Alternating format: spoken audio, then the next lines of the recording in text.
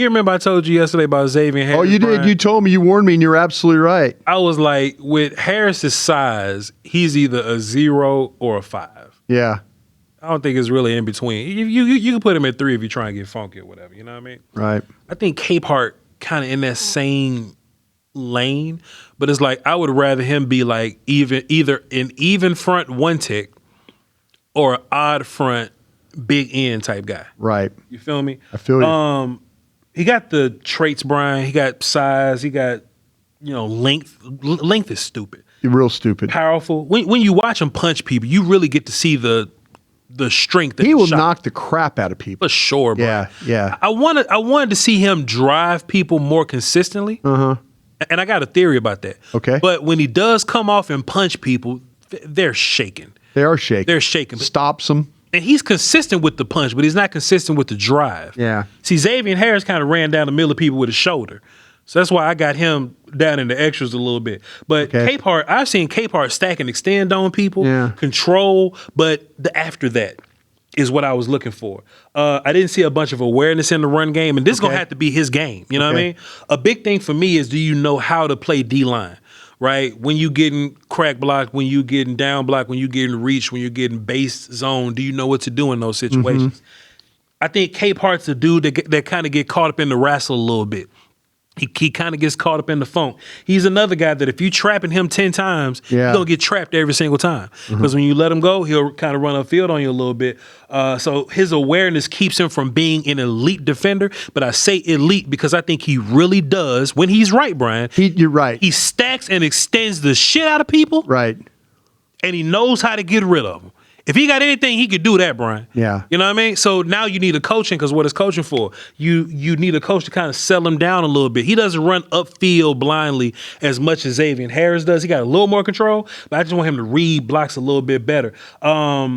He can punch. He takes double teams really well. He does. I think that's something. I'm glad you pointed that out. He takes double teams really well. Even when he gets a little high, he's still strong. Not I mean, he's really strong. Yeah, you know what I'm saying? Yeah. So he's one of the more powerful guys that we're dealing with. Right. It's just that the mentals ain't always there.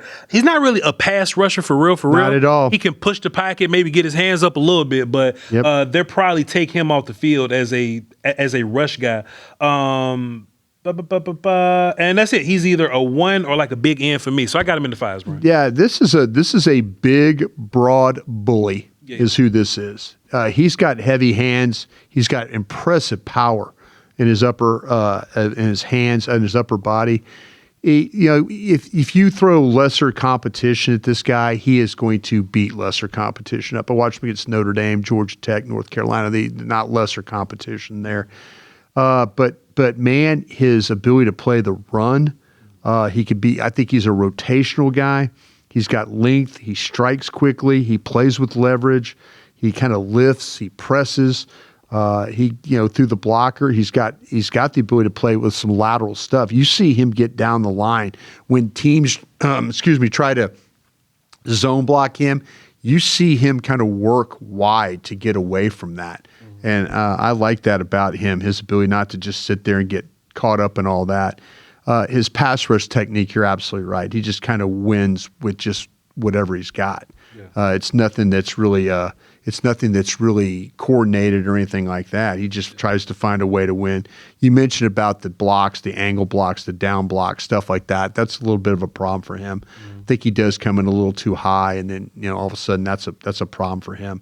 But I liked this guy, 6'5", 313. I mean, the Clemson defense, there's a lot to watch. There's a lot to watch there.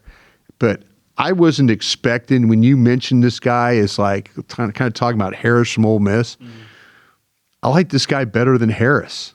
I like this guy better than Harris.